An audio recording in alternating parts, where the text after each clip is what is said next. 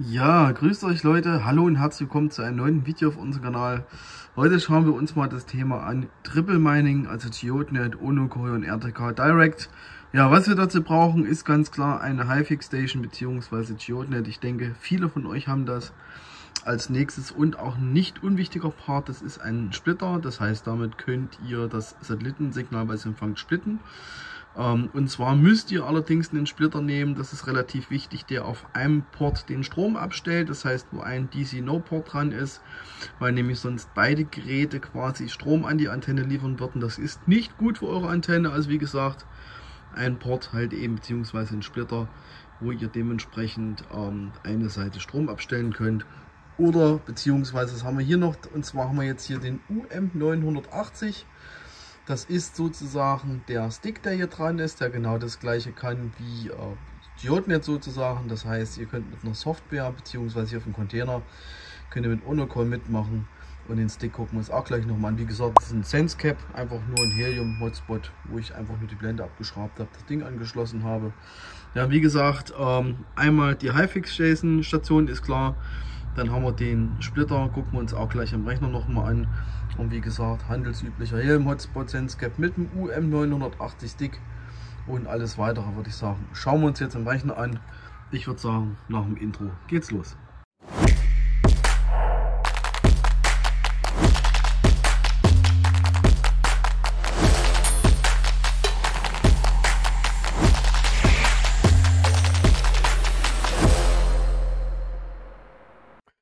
Ja, ihr habt es also gesehen, wie das Ganze aussieht bei mir oben auf dem Dachboden.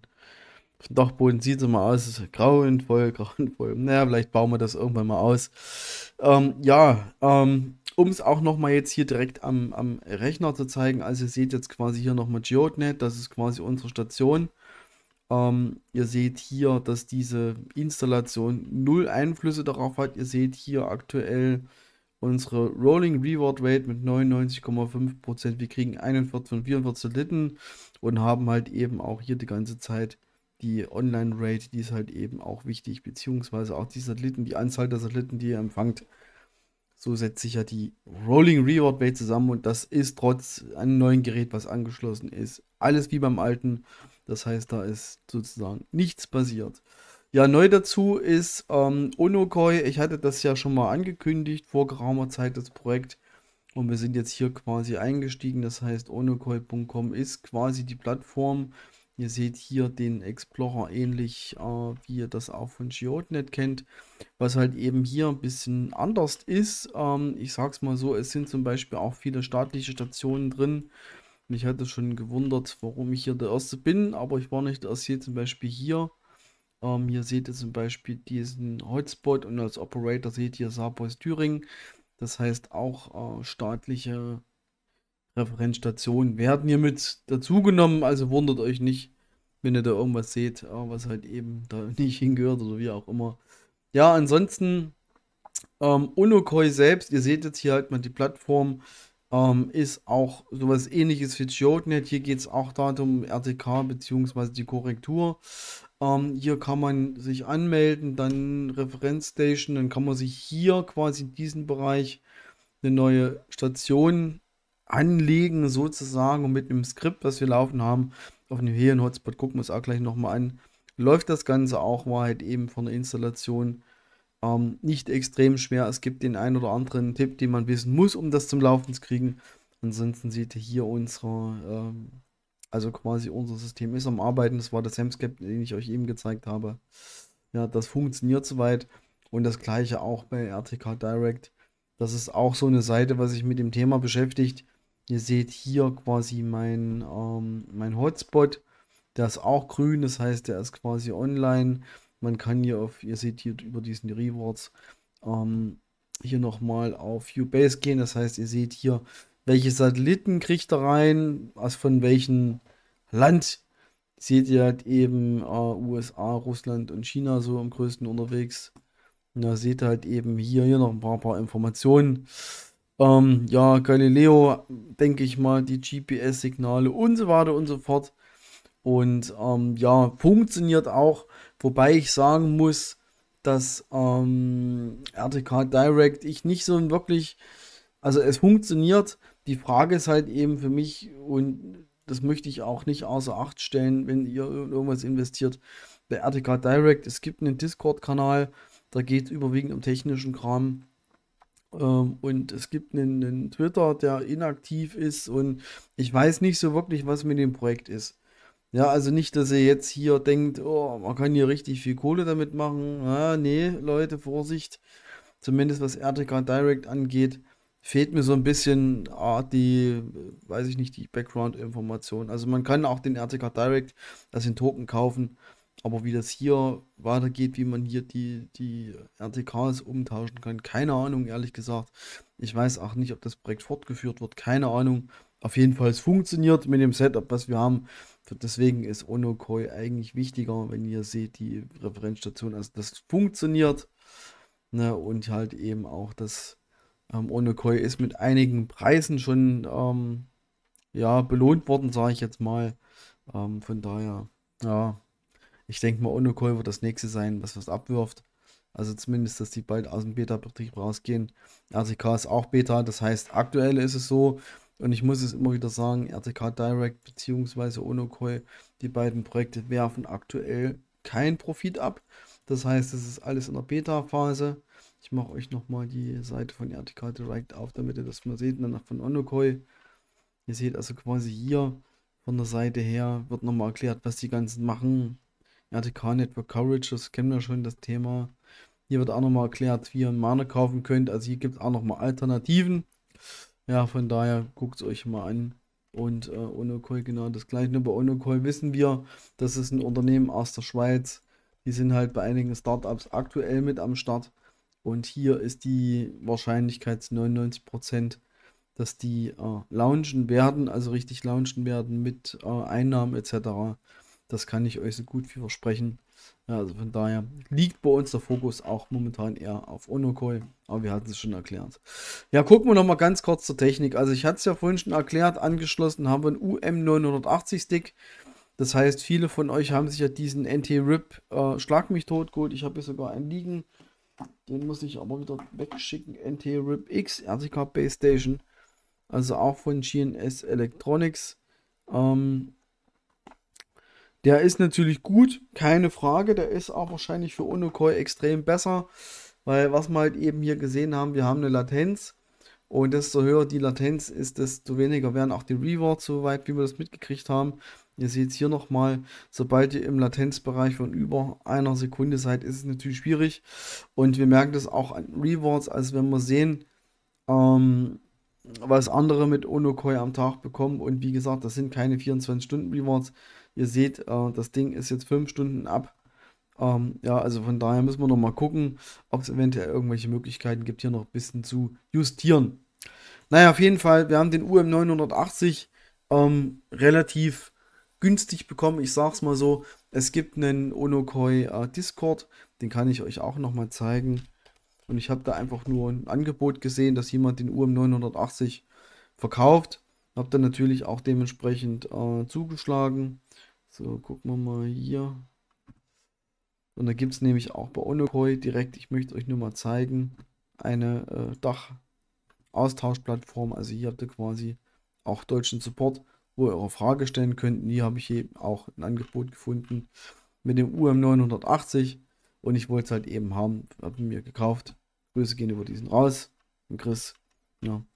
Ja, wie gesagt, schaut es euch an. Ja, mit diesem Stick ist ja wie gesagt das Dual Mining möglich. Das heißt, ihr braucht den Antennensplitter und der ist relativ wichtig. Ich weiß, dass der eine oder andere von euch mehr Ahnung von der ganzen Materie hat, aber hier ist es halt eben so, dass halt eben, das ist ein Powersplitter. Das bedeutet, ihr seht die zwei Anschlüsse und einer von den Anschlüssen, da wird kein Strom durchgeleitet. Weil ihr habt nämlich sonst die Problematik, also das ist quasi der Anschluss, der zu eurer Antenne oben auf dem Dach geht. Und jetzt ist es so, dass zum Beispiel die HiFix-Station schon die Antenne mit Strom versorgt. Ja, das heißt, die braucht ein bisschen Strom, damit das Ganze funktioniert. Und jetzt würde quasi das andere Gerät, also das Stick, gut, man kann es softwareseitig vermutlich abschalten. Jetzt würde aber das Stick oder der NT-RIP X, je nachdem, was ihr anschließt, auch nochmal mit Strom auf die Antenne ballern. Und dann habt ihr vielleicht das Pech, dass eure Antenne letztendlich kaputt geht. Ja, und dann ist es natürlich doof, Deswegen, der Splitter kostet 68,90. Mit Versand waren es, glaube ich, was haben wir bezahlt? Naja, knapp 80, sage ich jetzt mal. Ich glaube, 8 Euro noch irgendwas war Versand. 78 noch irgendwas. Mit UPS war relativ oder beziehungsweise extrem schnell da. Also Montag bestellt, Dienstag war es da, so ungefähr. Und ja, weil wie gesagt, da wird ein Port abgeschaltet. Ihr könnt es natürlich auch mit einem Billigsplitter machen, absolut keine Frage. Aber wie gesagt, guckt, dass halt eben der Strom abgeschaltet wird auf einen Port, weil ihr ansonsten eine Gefahr lauft, eure Antenne zu zerschießen. Also ihr seht hier nochmal das Stick, für den habe ich jetzt effektiv 220 bezahlt.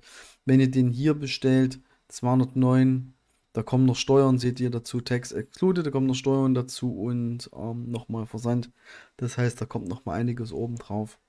Ja, ich denke mal so 280 ungefähr, wenn er bei euch dann ist.